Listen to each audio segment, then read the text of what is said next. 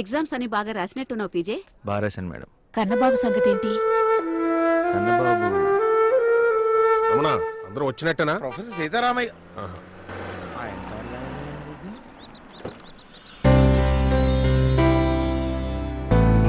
అరే మన కన్నబాబు. ఏం కన్నబాబు? ఏం కన్నా? నేనే మాస్టర్. మా నాన్న చేపల వేటకి ఐరన్ బోట్ల మీద వెళ్తుండేవాడు. అవి తుప్పు పడుతుండేవి. నా చదువు మా నాన్నకి ఎలా ఉపయోగపడుతుందో అని ఆలోచించేవాడిని. ఇనుము తుప్పు పట్టకుండా పెయింటింగ్స్ పై నేను చేసిన బయోకోటింగ్ ప్రయోగం ప్లానెట్ గ్రీన్ అవార్డు గెలుచుకుంది. అంతే, పెద్ద ఉద్యోగం, మంచి శాలరీ, అంతా మీదే మాస్టర్. ఆనందంగా ఉందిరా. పీజే డిగ్రీ తీసుకుంటున్నాడు, చూద్దాం బానండి. బి గంగాధర్ బిఎస్సి బీసీ గారి చేతుల మీదుగా డిగ్రీ పట్ట అందుకుంటున్నారు. K Balasubrahmanyam BCom.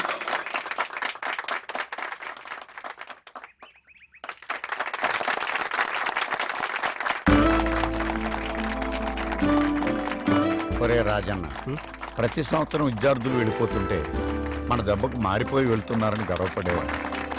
ఈ సంవత్సరం పిల్లలు వెళ్ళిపోతుంటే మన బిడ్డలే వెళ్ళిపోతున్నంత బాధగా ఉంది. ప్రవీణ్ జయరామరాజు బీకాం. వీడికి డిగ్రీ ఇవ్వరా నేను ఒప్పుకోను. ఈడో పెద్ద చీటర్. నువ్వే పెద్ద ఫ్రాడ్. ఈయన మన కోసం ప్రెసిడెంట్ అయ్యాడు అనుకుంటున్నారా? కాదు, ఆయన ఆస్తి కోసం ప్రెసిడెంట్ అయ్యాడు. అదో పెద్ద కథ. కుర్చీలు, ల్యాబ్లు, సీలింగ్లు, రిపేర్లు అంటూ కాలేజీని స్వర్గం చేస్తానని కబుర్లు చెప్పాడు. నమ్మి ఓట్లేసి గెలిపించారు, ప్రెసిడెంట్ అయ్యాడు. ఏం చేశాడు? మోసం చేశాడు. ఇప్పుడు డిగ్రీ తీసుకొని తప్పేస్తాడు. ముందా నా సీట్లను తెంపండి, అప్పుడు గాని ఆడు చెక్క కుదరదు, ఆ ఆస్తి రాదు.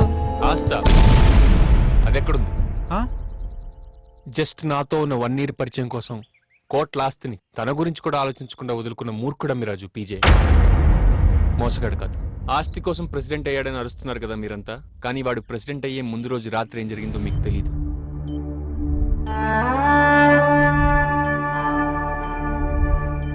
ఈ పేషెంట్ రిలేటివ్స్ ఎవరు? నేను చెప్పండి.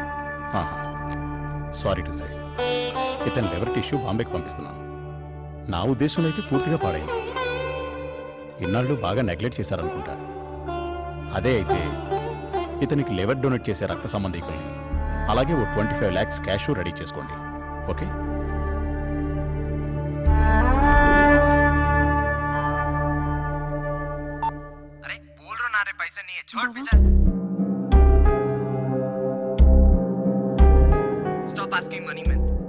అది కాదురా.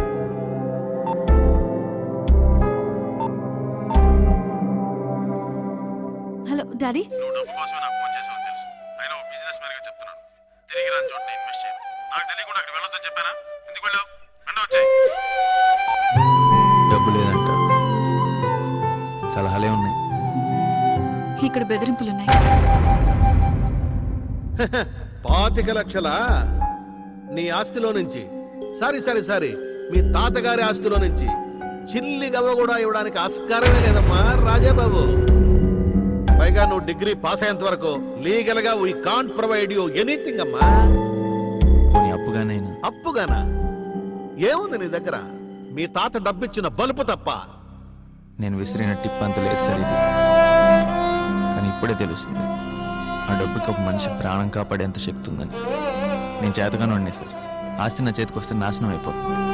వాడు బ్రిలియంట్ సార్, మేధావి. బతికి బయటకు వచ్చాడంటే 10 మందిని బాగు చేసే శక్తి వాడుకుంది. పోనీలేమ్మా, డబ్బు లేనోడు ఉంటే ఎంత, పోతే ఎంత.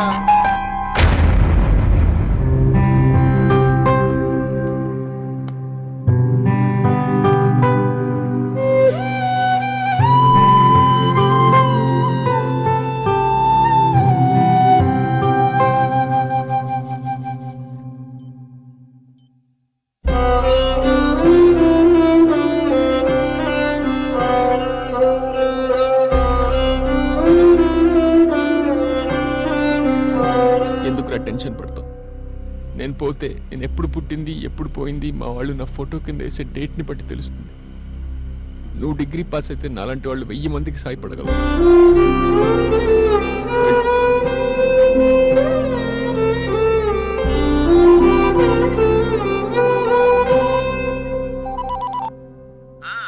బాగా ఆలోచించానమ్మా పీజే. నీ మాటల్లో ఎందుకో నాకు కొంచెం తడిగా అనిపించింది.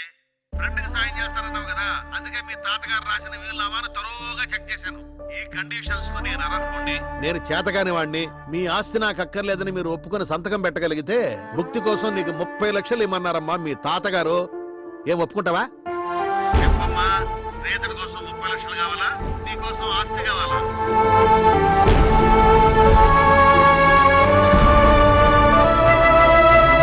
నిజం. ఆస్తంతా వదులుకొని తనకు ఆపరేషన్ చేయిస్తానంటే మీరెవరూ ఒప్పుకోరని నేను డబ్బు అరేంజ్ చేశానని చెప్పాడు పీజే. Sorry PJ. పర్లేదు.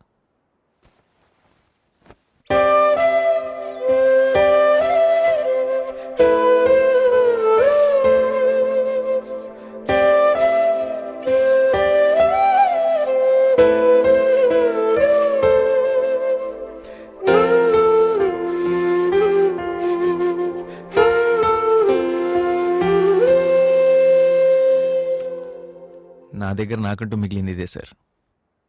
కాలేజ్కి ఇదేమైనా పనికి వస్తుంది అనుకుంటే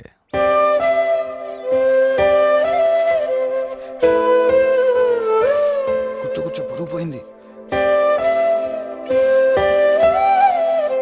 డబ్బులు లేకుండా ఎలా బతుకుతావు పీజే? ఎలా బతుకుతానని అడుగుతుంది సింధు. నేను ఇక్కడికి భయపడుతూ వచ్చాను. డిగ్రీ కోసం కాదు, నాకు ఆస్తి దక్కుతుందో లేదో అనే డౌట్తో. అంతా అయిపోయిందిరా అనుకున్నాను, కానీ ఇక్కడికి వచ్చిన తర్వాత జీవితాన్ని గెలుచుకున్నాను. డబ్బు లేకుండా ఎలా బతుకుతానా అని మీరందరూ వరి అవుతున్నారు, కానీ ఈ 2 ఏళ్లలో ఆ ధైర్యాన్ని ఇచ్చింది మీరే. ఇక్కడ నాకు పాఠాలు నేర్పింది వీరు మాత్రమే కాదు సార్, ఇంకో 2 ఉన్నారు. జీవితం, కాలం. ఇక్కడ గడిచిన జీవితం మొత్తం నాకు కాలం విలువ ఏంటో చూపిస్తే, ఇక్కడ గడిపిన 2 ఏళ్ల కాలం మాత్రం జీవితం ఏంటో చూపించింది.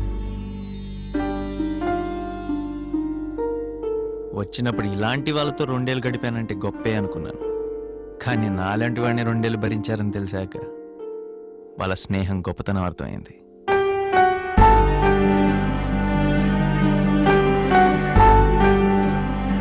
ఆనందం అనేది పబ్బుల్లో, కారుల్లో, లగ్జరీల్లో లేదని తెలుసుకున్నాను. 1 రూపాయి ఎలా ఖర్చు పెట్టాలో, మనిషిలో మనిషిని మాత్రం ఎలా చూడాలో, ఎలా కలిసిపోవాలో, ఎలా నవ్వాలో, ఆఖరికి ఎలా ఎడవాలో కూడా ఇక్కడ నేర్చుకున్నాను. మా తాతిచ్చిన ఆస్తి అనుక్షణం ఓడిపోతానని భయాన్ని మాత్రం ఇచ్చింది, కానీ మీరిచ్చిన ఆస్తి ఏ ఆస్తి లేకపోయినా ఎలాగైనా బతకగలనన్న నమ్మకాన్ని ఇచ్చింది. మళ్ళీ జీవితంలో ఎప్పుడైనా తప్పుడు అడిగేశాను అనిపిస్తే ఇక్కడికే వస్తాను సార్. నా కోసం ఒక రూమ్ ఉంటుంది కదా. ఇక్కడ ఉంటుందిరా.